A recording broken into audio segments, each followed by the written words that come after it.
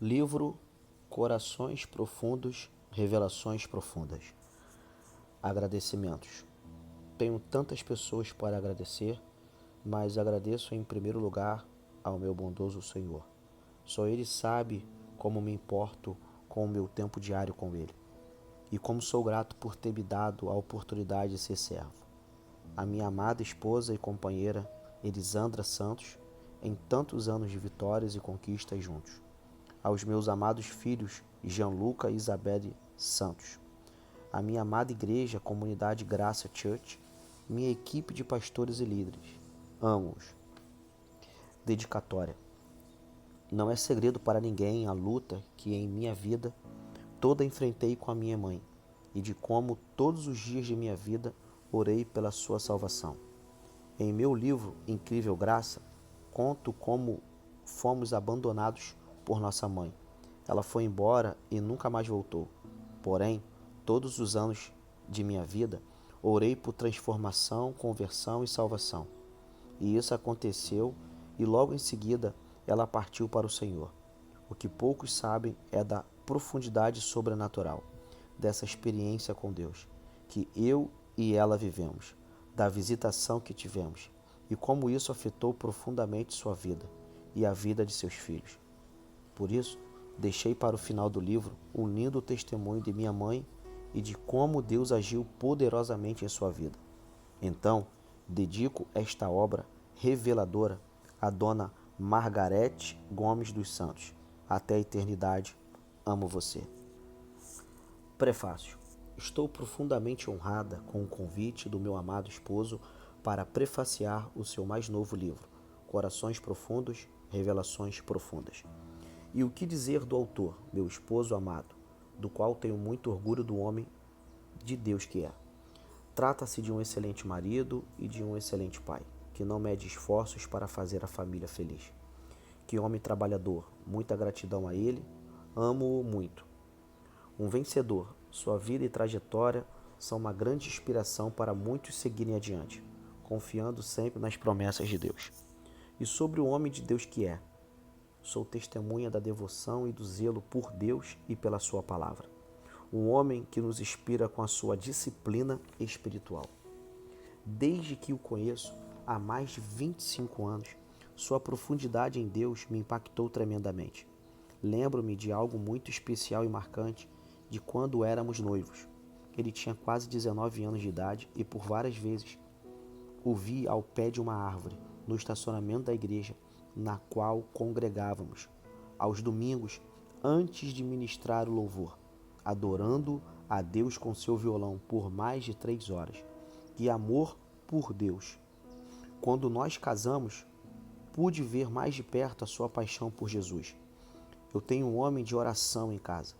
Sou testemunha de sua vida de oração diária e de sua devoção a Deus. Muitas vezes fui testemunha de seu tempo com Deus, a partir das 5 horas da manhã e ali ficar até aproximadamente meio-dia. Muitas foram as vezes em que vimos meu filho e eu, o seu rosto brilhar após sair de seu tempo com Deus. Uau! Isso certamente nos inspira como família. Trata-se de um amor e de uma paixão inexplicáveis por Deus. Seu zelo pelas Escrituras também sempre foi um exemplo em nossa casa. A paixão pelos estudos fez dele um grande escritor e um grande pregador da palavra de Deus. Querido leitor, encoraja-o a ler esta obra com o coração aberto. Asseguro-lhe que este livro impactará o seu coração de uma forma extraordinária, pois nasceu de experiências fortes e marcantes vividas pelo autor.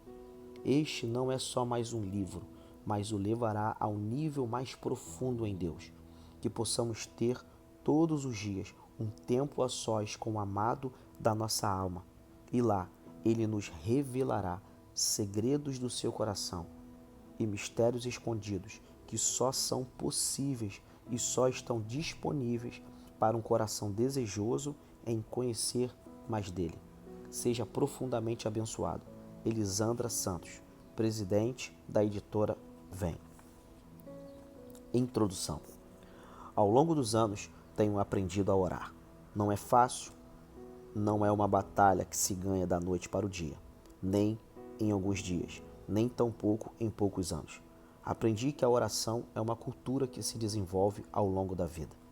E se desenvolve com o costume, com a disciplina, com insistência. Oração é questão de sobrevivência. Os piores momentos da minha vida estão ligados aos piores momentos de minha vida de oração. E os melhores momentos da minha vida estão conectados aos meus melhores momentos de oração.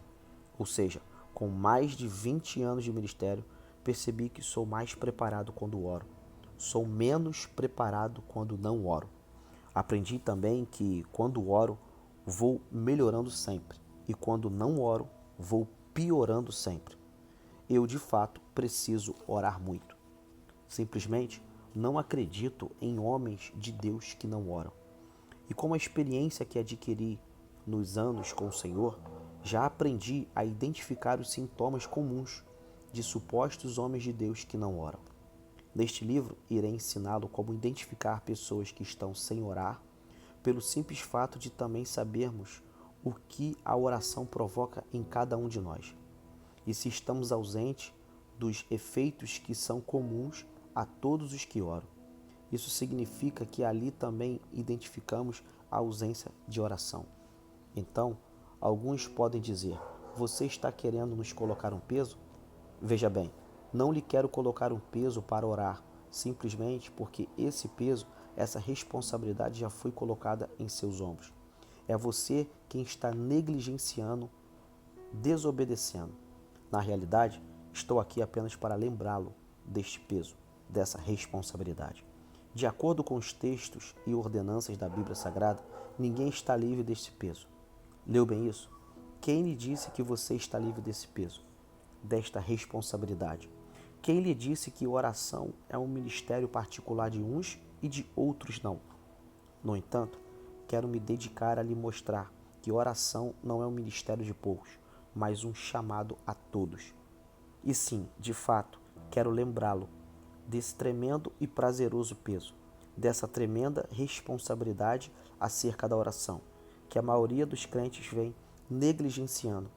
E isso tem custado caro aos irmãos em Cristo, às suas famílias e principalmente à totalidade da igreja do Senhor em toda a terra. Nunca a igreja sofreu tanto com pecados morais e escândalos como nos últimos tempos. Temos hoje todos os tipos de pecados absurdos e nojentos entre nós. E muitos desses pecados tornaram-se até comuns em muitos lugares, até toleráveis. É assustador como parte da igreja do Senhor passou a tolerar pecados, aceitá-los e em alguns lugares até a legitimá-los. Uma vez, muito incomodado com isso, perguntei ao Senhor: Senhor, por que está assim? Ele me disse: porque falta discernimento para o meu povo. Então voltei a dizer: e como eles conseguem discernimento? Ele me disse: somente de uma maneira, e é através da oração.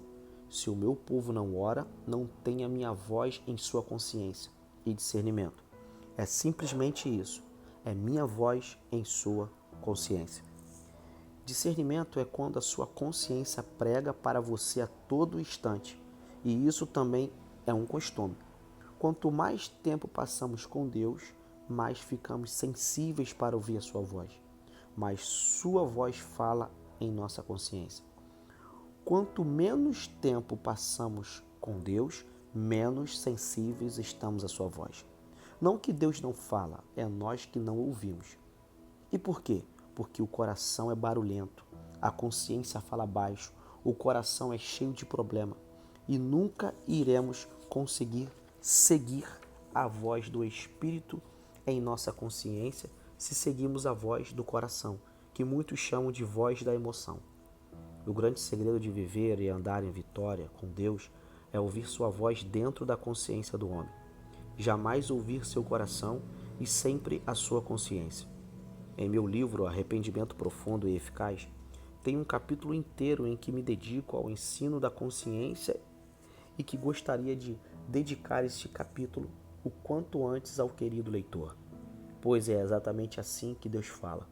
Quando meu filho me perguntou uma única vez: Pai, como é a voz de Deus?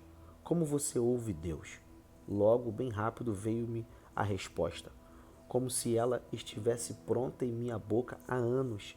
Ele disse: Filho, a voz de Deus é a voz da consciência humana. Já parou para pensar que sua consciência nunca mente? Quando estás prestes a fazer algo que não deveria, logo sua consciência diz: Isso não está certo. Sempre quando estiver com dúvida a respeito de algo, entre certo e errado, a voz da consciência não deixará dúvidas. Ela acerta sempre. Porém, necessita de muito tempo de oração para saber identificar as vozes do coração e da consciência. Já ouviu o termo usa a voz da razão? Bom, é quase isso. No entanto, a consciência é mais justa do que a razão. Nem sempre é justo o que sua razão lhe pede, mas sempre será justa a voz que vem de sua consciência. Digo o seguinte: aos que não conhecem a Jesus, quase sempre sua consciência irá julgá-lo, julgar as ações e atitudes, e irá acertar. Porém, para os que conhecem a Jesus, digo sempre, sua consciência irá julgar de forma certa. O apóstolo Paulo disse: Pois tenho plena convicção em minha consciência limpa. Meu amado e caro leitor, é exatamente isso que recebemos quando oramos, um treinamento para sempre ouvirmos a voz. Por isso digo, jamais ouça um homem que não ouve Deus. Primeiro, ele não tem um discernimento e, segundo, pode estar perdido. Pode estar indo para o buraco e arrastando-o junto. Homens não são de confiança e os que não oram, menos ainda. Aprenda, a oração é o segredo que não é segredo. Oração revela o secreto que não é tão secreto. Nela são encontrados tesouros escondidos que não estavam tão escondidos assim. Porém, você terá que orar e orar muito para descobrir que aquilo que parecia tão difícil não é tão difícil assim. Só é difícil para os que não oram. Homens e mulheres que oram são rápidos na resposta a Deus. Têm um coração inclinado e sempre estão dispostos.